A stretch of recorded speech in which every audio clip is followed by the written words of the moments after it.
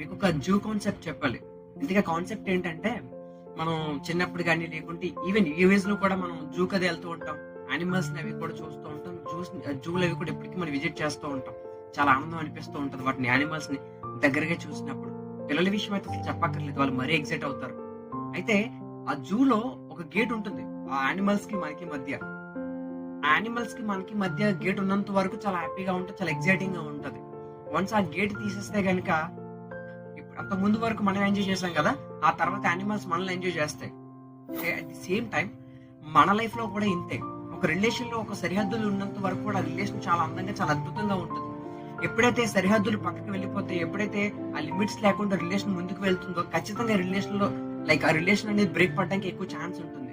So ఆ gate మనకు మనమే పెట్టుకోవాలి. ఆ రిలేషన్ లో ఆ హద్దులు మనకు మనమే పెట్టుకొని, మనం లిమిట్స్ క్రాస్ చేయకుండా ఉన్నంత వరకు రిలేషన్ చాలా అద్భుతంగా ఉంటుంది.